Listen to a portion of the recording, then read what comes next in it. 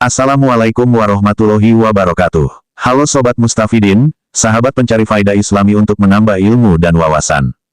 Pada kesempatan kali ini, Istifadah Islami akan mereview aplikasi e-book Tanya Jawab Islam, PIS-KTB, Pustaka Ilmu Sunni Salafiyah Kenapa Takut Bid'ah.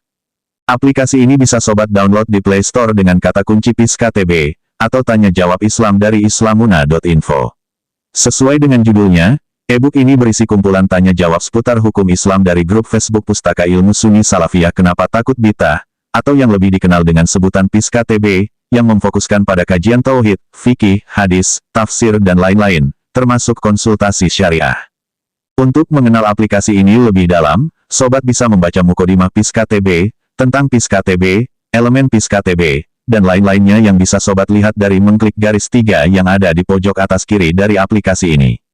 Bila Sobat sekalian memiliki rezeki berlebih, dan ingin ikut serta membangun dan mendukung perkembangan dakwah Islami dari pihak pengembang, maka Sobat bisa mengklik donasi dan memilih metode mana yang Sobat inginkan untuk berbagi kebaikan. Berapapun yang Sobat berikan, pasti akan sangat bermanfaat bagi pengembang. Namun jika saat ini Sobat belum bisa berbagi, maka bantulah dengan memberikan bintang 5, kritik dan saran yang ada di Play Store, agar aplikasi ini bisa terus berkembang dan dapat memenuhi kebutuhan Sobat sekalian. Perlu digarisbawahi, aplikasi ini, juga channel Istifadah Islami ini hanyalah sarana untuk menambah wawasan, dan kami tetap lebih menganjurkan untuk belajar kepada para kiai, ulama, serta habaib setempat, karena tentunya belajar langsung kepada mereka dengan menghadiri majelis taklim dan majelis ilmu mereka, barokahnya lebih besar daripada hanya sekedar membaca atau mendengar hasil bahsul masail, fatwa kiai atau fatwa ulama. Channel Istifadah Islami bukanlah channel resmi PIS-KTB, dan bukan pula bagian dari pengembang. Channel Istifadah Islami hanya sekedar muhibin yang ingin berbagi dengan sobat-sobat mustafidin yang tidak memiliki cukup waktu untuk mencari dan membaca, sehingga kita semua bisa memetik faidah dan menambah wawasan dengan mendengar. Semoga upaya kecil Istifadah Islami ini dapat bermanfaat bagi kita semua. Amin ya robbal alamin. Pada kategori Al-Quran, bagian seputar Al-Quran, nomor 0204, yang berjudul, Memegang Al-Quran Tanpa Keadaan Suci, di sana ada pertanyaan dari Maya Puspita. Assalamualaikum. Dalam membaca kitab suci Al-Quran, ataupun memegangnya, apakah wanita harus dalam keadaan suci? Maksudnya tidak sedang haid atau menstruasi, dan, mestikah harus berkeadaan belum batal dari wudhu kita? Jazakallahu khair.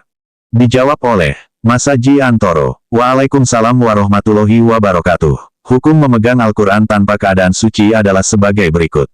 Watafakol fukoha'u ala ana goirol mutawadi'i yajuzullahu tilawatul Quran, awin nazru ilaihi, duna lamsih, kama ajazuli sobihi lamsal Qurani li ta'alum, li'anahu goiru mukalafin, wal afdolu, atawadu'u, wakot haromal malikiyatu wasyafiyatu masal Qurani bil hadasil asgori walau biha ilin au udin, wa ajazal hanafiyatu wal hanabilatu masahu biha ilin au udin tohiroin.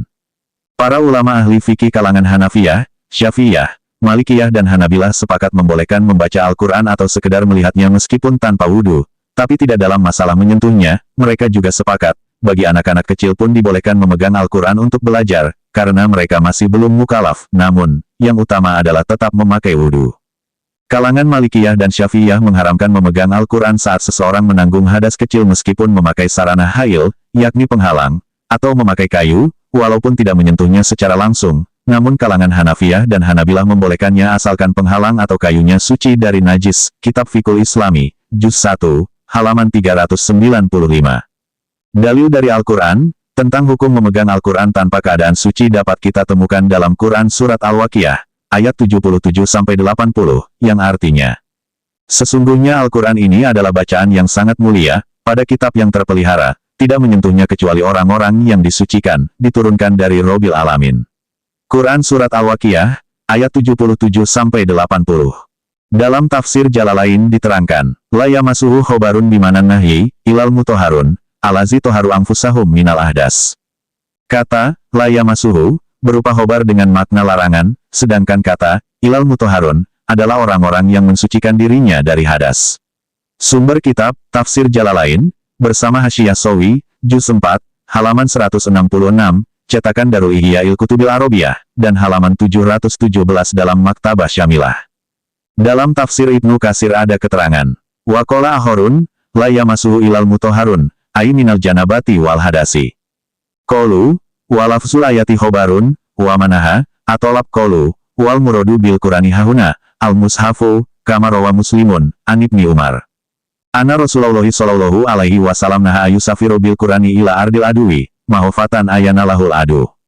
Wahtaju fi zalika bima rawahul imamu Malikun fi muwattaihi, an Abdillah ibni Abi Bakrin ibni Muhammadin ibni Amrin ibni Hazm, ana fil kitabilazi katabahu Rasulullah sallallahu alaihi wasallam li Amrin ibni Hazm, alayya masal Qur'ana ila tohirun. Warawa Abu Dawuda fil marosil min hadisi Zuhri, kola, korotu fi sohifatin inda Abi Bakrin ibni Muhammadin ibni Amrin ibni Hazm, anna Rasulullah sallallahu alaihi wasallam qol, walaya masul Qur'ana ila tohirun, wa hazihi wijadatun jayidah, qad qara'a Zuhri wa ghairuhu, wa mislu hasa, yang bagi, al-Ahzubi, wa qad asnadahu Daruqutni, an Amrin ibni Hazm, wa Abdillah ibni Umar, wa Utsman ibni Abil As, wa fi isnadi kullin minhuma nazarun, wallahu alam. Ulama lain mengatakan, la yamasuhu ilal mutahharun maksudnya adalah orang-orang yang suci dari janabah dan dari hadas. Mereka berkata bahwa, yang dikehendaki Al-Quran di sini adalah Al-Mushaf sebagaimana hadis yang diriwayatkan oleh Muslim, dari Ibnu Umar, bahwasanya Rasulullah Shallallahu Alaihi Wasallam melarang membawa Al-Quran ke negeri musuh, karena beliau khawatir apabila nantinya akan diambil musuh. Mereka berhujah dengan hadis yang diriwayatkan oleh Imam Malik dalam kitab Muwatta yang diriwayatkan dari Abdullah bin Abi Bakar bin Muhammad bin Amr bin Hazm, bahwasanya di dalam kitab, yakni surat yang ditulis Rasulullah Shallallahu Alaihi Wasallam kepada Amr bin Hazm, di sana tertulis, tidak boleh menyentuh Al-Quran kecuali orang yang suci. Dan Abu Dawud meriwayatkan dalam Al-Marosil dari hadisnya Az-Zuhri. Ia berkata, aku membaca di dalam sohifah, yakni lembaran, di sisi Abu Bakar bin Muhammad bin Amr bin Hazm, sesungguhnya Rasulullah Shallallahu Alaihi Wasallam bersabda, wala yamasul Qur'ana ila tohirun. Dan tidak boleh menyentuh Al-Quran kecuali orang yang suci. Ini adalah penemuan tertulis yang bagus, yang telah dibacakan oleh Az-Zuhri dan yang lainnya. Seperti inilah yang seyogyanya diambil atau diamalkan. Imam Daruqutni mengambil sanad hadis tersebut dari Amr bin Hazm, dan Abdullah bin Umar, dan Utsman bin Abil As. Setiap jalur sanad dari Abu Dawud dan Daruqutni ini perlu ditinjau ulang. Tafsir Ibnu Katsir, Juz 7, halaman 545. Catatan, perlu diketahui bahwa, dalam tafsir Ibnu Katsir, ada dua versi pada kalimat, wa fi isnadi kullin minhuma nazarun. Pertama redaksinya seperti yang telah disebutkan tadi. Redaksi itu sesuai dengan Maktabah Syamilah dalam satu versi, dan dalam Maktabah Marji'ul Akbar, kedua, redaksinya berbunyi, wa fi isnadi kullin minha nazarun. Redaksi tersebut sesuai dengan Maktabah Syamilah dalam versi yang lain. Imam Ibnu Abi Syaibah dan Imam Ad-Daruqutni meriwayatkan dalam sanad dan matannya Ibnu Abi Syaibah. Hadasana Abu Muawiyah anil A'mash, an Ibrahim, an Abdirrahman ibni Yazid, kola, kunama Salmana fi hajatin, fazahaba, fakodo hajatahu, sumaroja, fakulna lahu, tawado, ya Aba Abdillah, la'alana anas alaka, anayin minal Qurani, kola, fas'alu, fa ini la'amasuhu, inahu la yamasuhu ilal mutoharun, kola, fasa'alnahu, fakorwa alaina qobla ayat tawadoa. Telah menceritakan kepada kami Abu Muawiyah dari A'mash dari Ibrahim dari Abdurrahman bin Yazid. Ia berkata, kami bersama Salman dalam suatu hajat, kemudian beliau pun pergi untuk buang hajat, dan kemudian beliau kembali lagi. Kami pun berkata kepada beliau, berwudulah wahai Abu Abdillah, agar kami bisa bertanya kepadamu tentang ayat-ayat Al-Quran. Abdurrahman bin Yazid berkata, beliau, yakni Salman berkata, silakan bertanya, akan tetapi aku tidak akan menyentuhnya. Sesungguhnya tidaklah menyentuhnya melainkan orang-orang yang disucikan. Kami pun mengajukan beberapa pertanyaan kepada beliau dan beliau membacakan beberapa ayat kepada kami sebelum beliau berwudu. Hadis riwayat Ibnu Abi Syaibah. Sumber kitab, Musonaf Ibni Abi Syaibah, Juz 1, halaman 103, hadis nomor 1106, Maktabah Syamilah, dan kitab Sunan Ad-Daruqutni, Juz 1, halaman 124, Maktabah Syamilah. Ad-Daruqutni berkata, kuluhum sikot, semua rawinya sikoh. Dalil dari hadis, tentang hukum memegang Al-Quran tanpa keadaan suci. Dalam kitab Al-Muwatta, Babul Amri bil Wudu'i liman masal Quran. Bab perintah wudu bagi orang yang menyentuh Al-Quran. Hadis nomor 680. Hadasani Yahya, an Malikin, an Abdillah ibni Abi Bakrin ibni Hazm, ana fil kitabilazi katabahu Rasulullah Shallallahu Alaihi Wasallam li Amrin ibni Hazm, alaya masal Qur'ana ila tohirun.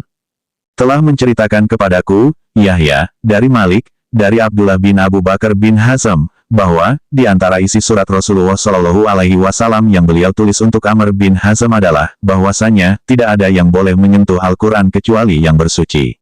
Sumber kitab, Tanwirul Hawalik, Juz 1, halaman 203-204, cetakan Toha Putra Semarang, atau Muwatta'u Malik, Juz 2, halaman 278, Maktabah Syamilah. Dalam kitab Al-Muntaqo, Syarah Muwatta'u Malik. Faslun, wa qauluhu, alayamasal Qur'ana ila tohirun, zuhirun fi anahu la yajuzu ayamasal Qur'ana muhdisun, wa bihaza qala Abu Hanifata, wa Syafi'iyyu, wa jamaatul fuqahai, minas sahabati, wa man ba'dahum minat tabi'in. Fasal, sabda Nabi, yaitu tidak boleh menyentuh Al-Quran kecuali orang yang suci, adalah jelas, bahwasanya orang yang berhadas tidak boleh menyentuh Al-Quran. Dengan pendapat ini, berkata Abu Hanifah, Asy-Syafi'i, dan sejumlah fuqaha dari sahabat dan yang lainnya dari tabi'in, kitab Al-Muntaqo, Juz 1, halaman 475, Maktabah Syamilah. Dalam kitab Sunan Ad-Daraqutni, Babun fi nahyil muhdisi, an masil Qur'ani. Bab larangan orang berhadas menyentuh Al-Quran. Hadasana Muhammadun ibnu Muholat, hadasana Al-Hasan ibnu Abir Robi'i, hadasana Abdur Rozak, ahbarona Mamar, an Abdillah ibni Abi Bakar, an Abihi, Kola, kana fi kitabin Nabi sallallahu alaihi wasallam li Amrin ibni Hazm, ala tamasal Qur'ana ila ala tuhrin, mursalun, waruwatuhu sikot. Telah menceritakan kepada kami, Muhammad bin Muholat, telah menceritakan kepada kami, Hasan bin Abir Robi'i.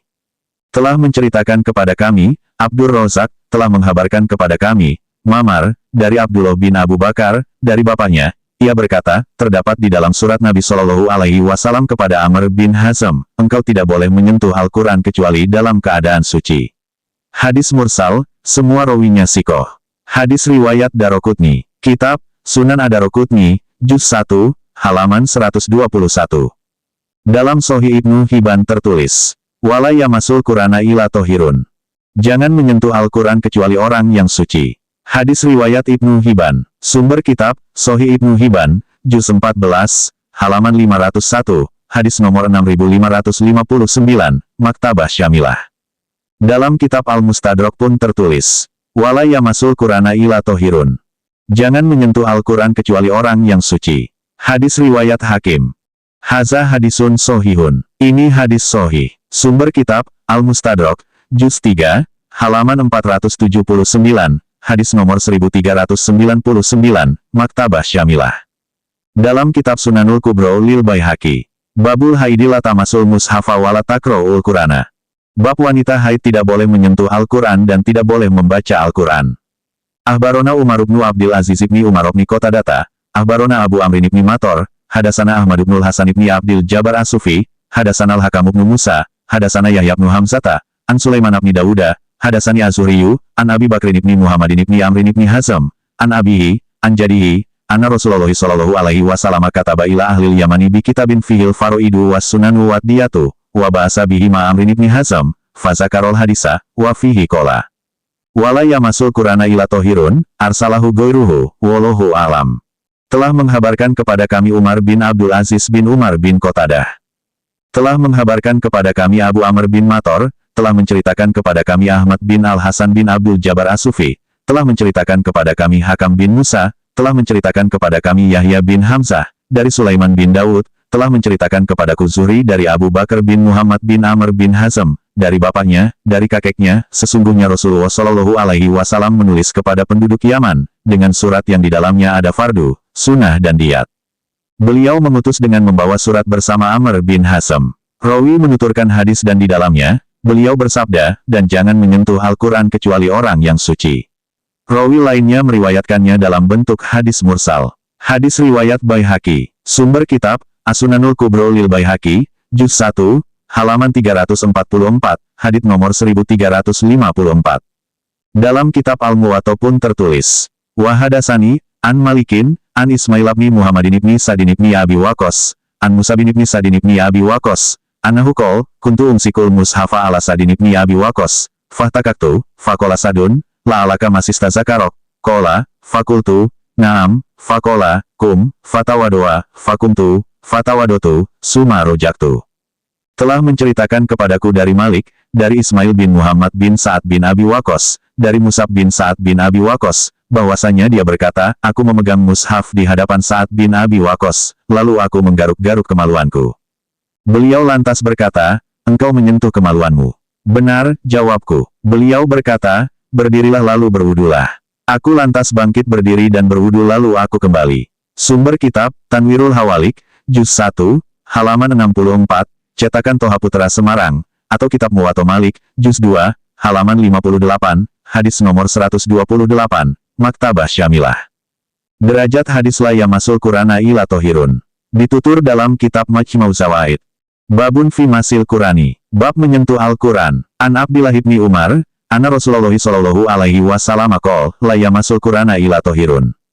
Dari Abdullah bin Umar, sesungguhnya Rasulullah sallallahu alaihi wasallam bersabda, jangan menyentuh Al-Quran kecuali orang yang suci. Rawahu Tobroni fil Kabir wa Sogir, warijaluhu mausukun. Hadis riwayat Tobroni dalam Mujamul Kabir dan Sogir, rawi-rawinya sikoh semua, Majma'u Zawaid, Juz 1, halaman 276, Maktabah Syamilah. Dalam kitab At-Talhisul Habir, hadisu anahu sallallahu alaihi wasallam qala li Hakim ibn Hizam, la yamasul mushafa ila tohirun, Ad-Daraqutni, wal Hakim fil Marifati min Mustadrokihi, wal Baihaqi fil Hilafiyat, wa Tobroni min hadisi Hakim, qala, lama bahasani Rasulullah sallallahu alaihi wasallam ilal Yaman, qala, la tamusil Qur'ana ila wa anta tohirun, wa fi isnadihi Suwaidun Abu Hatim, wa huwa doifun, wa zakaro Tobroni fil Ausat, anahu tafarodabi, wa Hasan al-Hazimiyu isnadah. Hadis bahwasanya Nabi Shallallahu Alaihi Wasallam bersabda kepada Hakim bin Hizam, jangan menyentuh al-mushaf kecuali orang yang suci. Hadis riwayat Ad-Daraqutni, Al-Hakim dalam Al-Marifah dari Mustadroknya, Al-Baihaqi dalam Al-Hilafiyat, dan At-Tobroni, dari hadisnya Hakim, berkata, ketika Rasulullah Shallallahu Alaihi Wasallam mengutusku ke Yaman, beliau bersabda, jangan engkau menyentuh Al-Quran kecuali engkau orang yang suci. Petik 2 titik. Di dalam isnadnya ada Suwaid Abu Hatim, dia doif.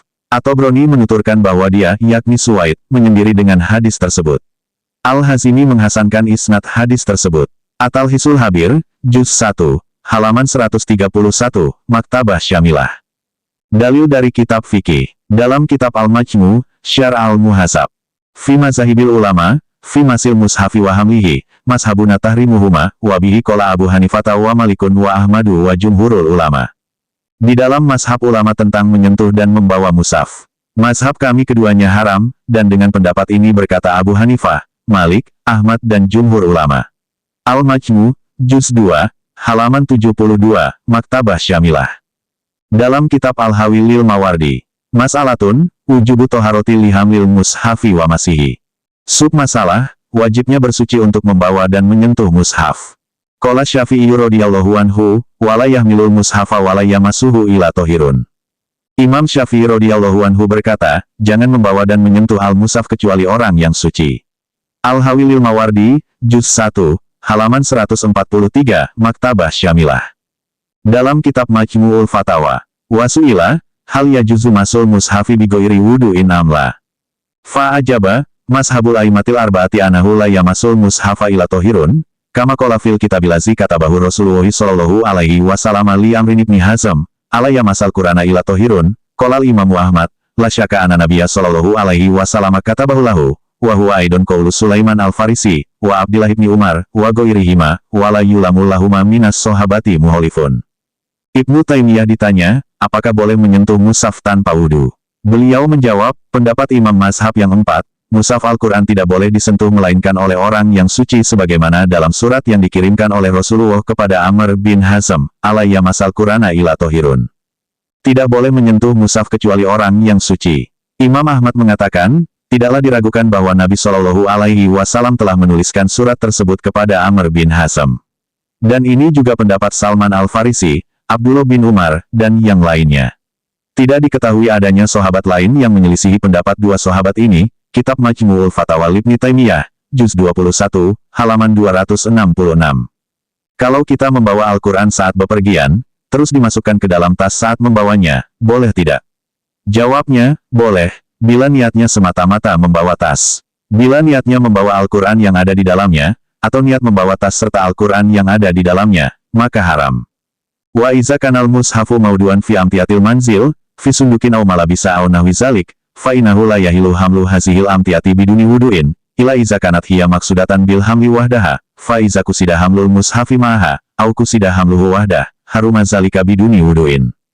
Bila mushaf diletakkan pada sebuah peralatan-peralatan rumah, seperti dalam kotak, atau pakaian, atau lainnya, maka tidak boleh membawa peralatan ini tanpa wudu, kecuali bila peralatannya yang menjadi tujuannya dalam membawanya, bila tujuannya membawa Al-Quran yang ada di dalamnya, atau bertujuan membawa Quran dan peralatannya, maka haram membawanya tanpa wudu. Kitab Al-Fiqhu ala Mazahibil Arba'ah, Juz 1, halaman 48. Faidatun, yajuzu hamlul mushafi mal matai wa in sogoro jidan, kolal Barmawi, walau hoito ibrotin, lakin bikosdil matai fakot, wa kaza mal itlaki, khilafan litufah, balau bikosdihima, inda Muhammad Romli, intaha Kurdiyun. Subfaidah, diperbolehkan membawa mushaf besertaan di dalam kotak meskipun berukuran sangat sempit. Imam Al-Barmawi berkata, meskipun berupa barang yang tidak lebih besar dari hasil jahitan jarum. Tapi dengan kondisi hanya dikehendaki membawa kotak tersebut, begitu juga bila tanpa tujuan apapun, berlainan dengan pendapat dalam kitab Tuhfah, bahkan boleh ketika dikehendaki membawa keduanya, yakni menghendaki membawa mushaf dan kotaknya menurut pendapat Imam Romli. Selesai fatwanya Sulaiman Al-Kurdi, Kitab Buqyatul Mustarsyidin, halaman 26, cetakan Al-Alawiyah Semarang, atau halaman 52, Maktabah Syamilah. Jadi kesimpulannya, haram menyentuh Al-Quran bagi yang berhadas kecil dan besar. Adapun membaca ayat Al-Quran bagi yang berhadas kecil, itu tidak mengapa, hanya saja ia meninggalkan hal yang lebih utama. Sedangkan membaca Quran bagi yang berhadas besar, seperti orang yang junub, wanita yang haid atau nifas, maka haram hukumnya, terkecuali membacanya di dalam hati, atau ia tidak menghendaki membaca Quran, seperti menghendaki membaca doa atau zikir dan semacamnya, jadi kebolehannya itu jika ia membacanya di dalam hati, atau selama ia tidak menghendaki bacaannya sebagai bacaan Al-Quran saja, atau selama ia tidak menghendaki bacaannya sebagai bacaan Al-Quran yang disertai dengan niat lainnya. Wallahu a'lamu bishawab. Mohon maaf jika ada kesalahan dalam penulisan dan bacaan, begitupun dalam pelafalan kalimat Arab dari sisi mahroj dan i'rabnya. Semoga kebodohan admin tidak menghalangi kemanfaatan ilmu dari sumbernya bagi kita semua. Jika Sobat Mustafidin ingin melihat teks keterangan yang telah dijelaskan tadi, atau mengkopi keterangan tadi, untuk di-share dan berbagi manfaat sesama ikhwan, silakan download aplikasi Tanya Jawab Islam dari islamuna.info, lalu ketikkan di pencarian 0204, atau klik menu kategori, lalu buka kategori Al-Quran, bagian seputar Al-Quran, nomor 0204, yang berjudul Memegang Al-Quran Tanpa Keadaan Suci. Sekian dan terima kasih, semoga bermanfaat. Sampai jumpa lagi Sobat Mustafidin. Wassalamualaikum warahmatullahi wabarakatuh.